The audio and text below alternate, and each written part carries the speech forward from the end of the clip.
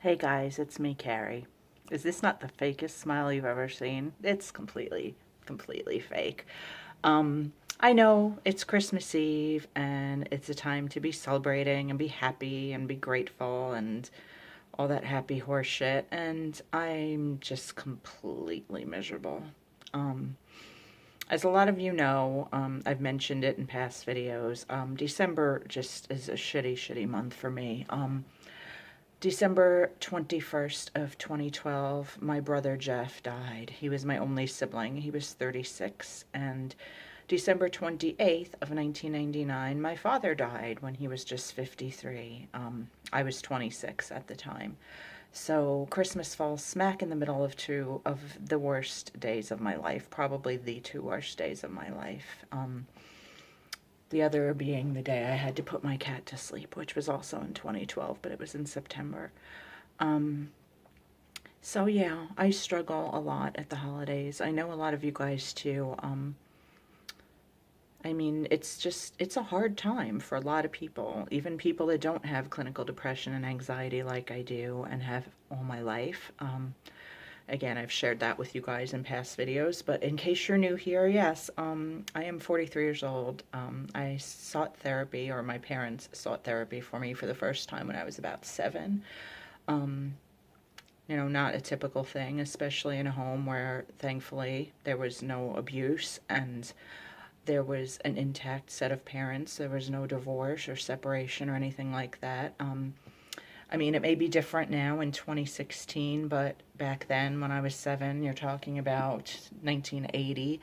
I don't think a lot of kids were taken in for therapy unless there was like a really obvious issue in the home. And there was never for me. That was not the problem.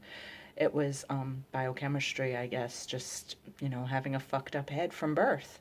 So, yeah, I've struggled all my life with the depression, and more recently been, officially told in my therapy that I'm currently in, that I started about 5 or 6 weeks ago, that the anxiety I always suspected I had, it was readily apparent to her. I don't know why I was never formally diagnosed with anxiety. I know I'm doing the quotey things in the wrong place. I don't care. I'm also drinking some wine. I have some cupcake, which is a Moscato that I really like, and it's in this really festive reindeer glass. And the wine and the glass were gifts from my dear friends Kathy and Pat, who I adore. And I'm going to take a sip right now. I apologize deeply if my drinking in this video is triggering in any way, shape, or form to anybody. I don't intend for that to be the case. Obviously, I'm especially sensitive to that, as my brother did die due to alcoholism. I mean, technically, it was pancreatitis, but it was brought on by over 20 years of massive drinking. He also was an addict. I don't know, as I didn't live with him for the last 8 years of his life. He lived here with my mom, and my husband and I were down in Florida living on our own. This was December of 2004 until, so it was a little over 8 years until like the end of February 2013. A few months after my brother died, we moved back here to New York. Long story for another day. But I don't know how active the drugs were in the end. I mean, I know he tried and did pretty much everything at one time or another, but it was primarily the alcohol. And he came to my parents and I at age 15 and said, "Mom, Dad, Carrie, I think I have a problem with drinking." And I don't know how long before that the problem started. So, I mean, I, technically consider his alcoholism having begun at 15, but it could have even been earlier, probably was even earlier if at 15 he had the presence of mind to say, "Hey, I think I'm an alcoholic." Clearly, it didn't start the day before, but, yeah, so after years and years and years of damage to his pancreas, as well as I'm sure many other organs, eventually he died at 36, on the bathroom floor upstairs in my home where I live now and where my mom has lived all along. And she's the one that found him. And I couldn't be here because I was in Florida, so I can't even imagine what a nightmare that was. I literally just can't even fathom it. My father also happened to die in this house. He had a bad heart. He had a pacemaker. He had a collapsed lung. He had another lung functioning at about 50% for a good probably at least 5 or 6 years. He was in that condition with the pacemaker. Adult onset diabetes. He was overweight. He just had a lot of issues. And technically, we don't know what he died from, but he did die in the home and or on the way to the hospital. I mean, they did rush him to the hospital in the ambulance, so I guess there was still some hope. There were some signs of life. I don't really know the details, even though I was here and 26 and sort of, present. I wasn't present, if you know what I mean. But anyway, and my brother's girlfriend actually died in this house too. She, I think, had a congestive heart thing. She was also quite young, in her 40s or late 30s. I think she was in her early 40s. That was, again, while I was in Florida. That was after my father, before my brother. Her parents, even though she lived with my mom and my brother for a long time, and my mom, took incredibly good care of her and loved her, pretty much like a daughter. Her parents basically, when I'm going to name her. Her name's Kathy. I'm not going to say her last name. When Kathy died, her parents are basically like, fuck you. We don't give a shit about anything you did for our kid, and you're not even entitled to know the results of the autopsy we had performed on her, but we think it was a heart thing. I don't know. Their relationship was complicated. My relationship with my brother was complicated. And I don't even know how much of these blues I'm feeling today, this, whatever, this melancholia, this depression, is due to those passings, or how much of it is just due to my head being fucked up to begin with. The fact that my husband and I are struggling financially right now. I mean, that's pretty much come with the territory throughout our relationship, but right now it's particularly tough with us having lost our food stamps due to a reworking of the system that somehow, without an interview, without a phone call, without any research or anything on their hands whatsoever, the government has determined me able-bodied and therefore able to work, even though they know nothing of my medical history, because they only know what we filled out on documentation, and they never asked for more. And my husband placed thousands of phone calls, 2 full voicemails to the DSS to try to get some answers, to try to give them information, to let them know that I'm not just a lazy asshole that sits around the house on my ass and doesn't work by choice.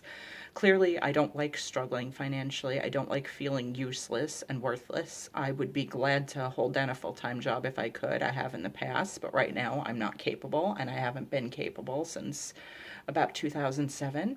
I've never gotten disability. I've never applied because I've been told it's incredibly hard to get with mental illness, especially unless you have a stack of documents proving that you've been treated. And when you're poor and you don't have any medical insurance, you can't get treated. So it's a catch-22. It's a whole big long saga. And fortunately, by the grace of God, whoever out there in the universe, and a dear friend who pulled some strings and did some legwork from Connecticut, who is a social worker, she found someone who takes my type of Medicaid, and I now am in therapy, thank goodness.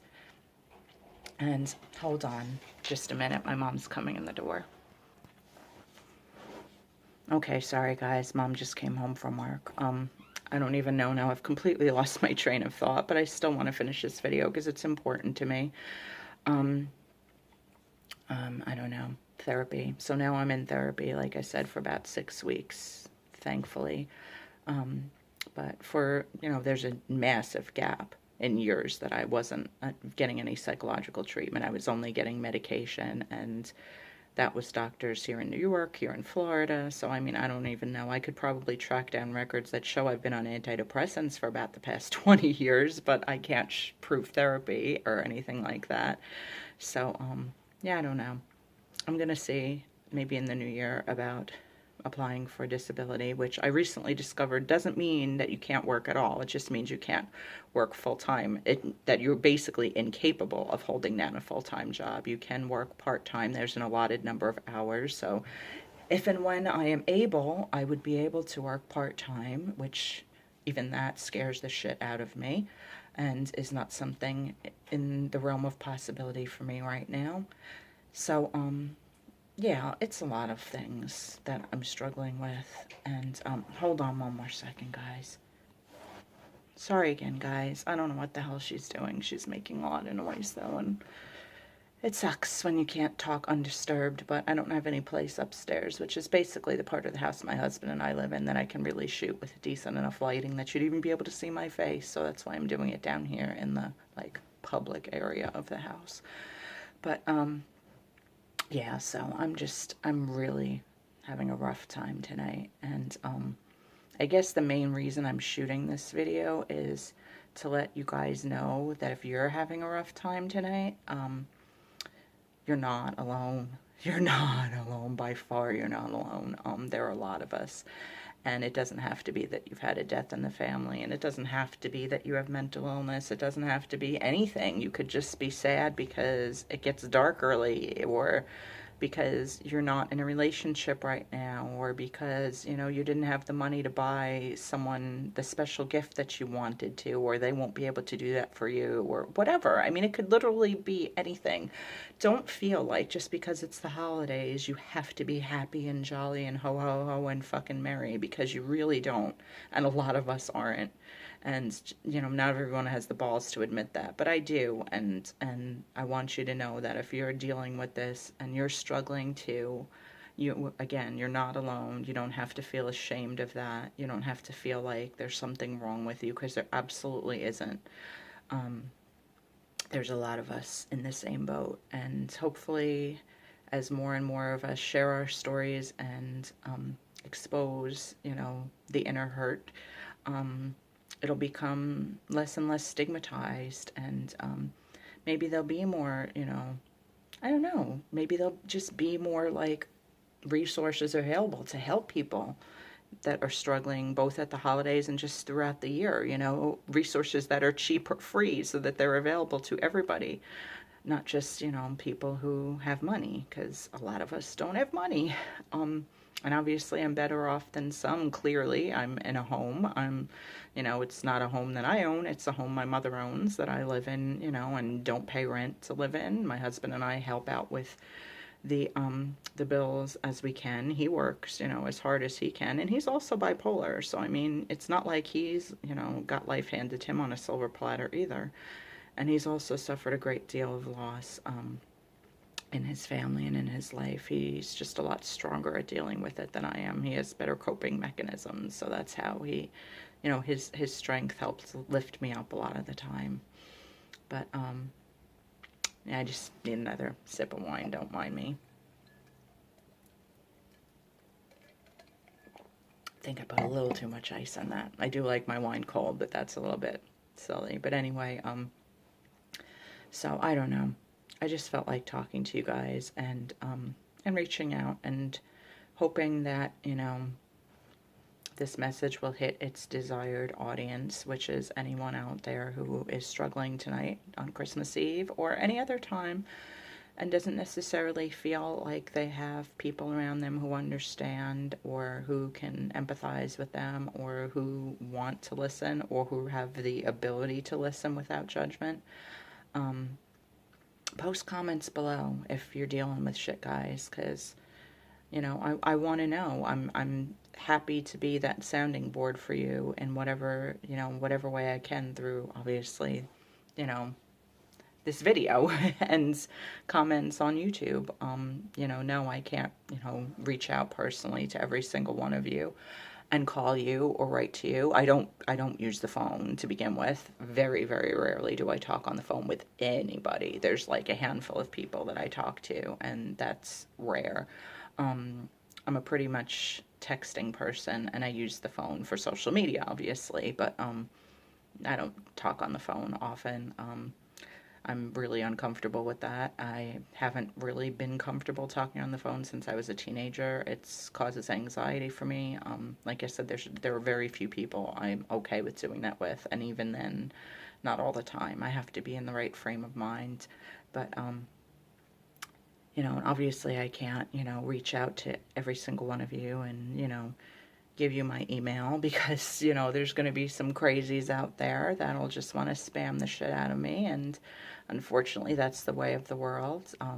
But at least we have this, so if you want to communicate with me, you're more than welcome to do so in the comments or on any of the social media links that I have posted in the Dropbox. Reach out to me on Twitter or Instagram if you'd like. I do have a Butterflies Landing Facebook page that you can, talk to me there and post comments. It's very, very, very inactive. So I believe me though, I check it every day, and I post links to these videos there every day. So if you write me there, I will see it for sure and get back to you ASAP. But yeah, I don't know. I just felt like a need to post this and to say some shit. So I said some shit. And I guess that's about it. Like I said, don't feel like you're alone if you're unhappy this time of year, because you're absolutely, absolutely positively not. I'm living proof of that. Know that there is hope. There is help out there. It may be really hard to find. It may be as dumb as commenting on a YouTube post, but, or YouTube video, but do it if that's, if that will help you. I don't mean that it would be dumb for you to do it. I just mean that there should be more available to you than that. I think it'd be great if you did. So, yeah, know that somebody out there cares about you, even though I don't know you. You don't really know me. I mean, you know me somewhat through these videos, but you don't actually know me, most of you. But yeah, what you see here is what you get, though. I mean, this is me. This is the complete, unvarnished, truthful, honest, barefaced, no makeup, in my pajamas, hair down, not even probably brushed in like 2 days, me. So know that, I'm as real as it gets. I don't believe in anything else. I'm just not built to be dishonest. And even though I kept a lot quiet for a long time, I'm fucking over that. I'm putting my shit out in the streets. And if people don't like it, that's too damn bad for them, because I'm sick and tired of feeling ashamed, especially for things that are not my fault and not within my control. There are some things within my control, but, my mental illness, my, my disability, my fucked up brain, that's not. And I'm sick of feeling guilty or like I did something to deserve that, because I didn't, and neither did you. If that's what you're going through, I guess there's a reason why we were all made the way that we were. I've yet to figure it out, and I probably won't ever, but yeah, it is what it is. We all have to deal with, what we've been given and just make the best of it. Okay, I'm going to stop now because I need to get more wine, and yeah, that's about it. I'm probably going to go find one of my cats and cuddle it, even though it probably won't want to be cuddled, because both of my boys are kind of, moody that way. What a surprise, like their mom and dad. But thank you for watching. If you made it all the way through this, I appreciate it. If you want to give it a thumbs up, that would be awesome. They always, make me feel like I'm not just talking to myself. And yeah, if you want to subscribe for more, there's all kinds of stuff on this channel. I really can't sum it up in any way, because there's just a little bit of everything. But yeah, thanks for listening, guys. And know that there's hope. Whatever else happens in life. I got this necklace to symbolize 1 year in depression recovery. My husband bought this for me. I consider that day to be August 21st of 2012 was the day it began. So the 2013, August 21st, 2013 was 1 year, which is when I got this necklace. I wear it almost all the time. I switched out with a couple others, but I would leave it on constantly if it didn't tangle with other things. But hope is my favorite word, and in spite of all else and the way I may come across sometimes, I do always have a little bit of hope, even if it's just a tiny glimmer. So I hope you do too. Thanks for watching, guys. Merry Christmas.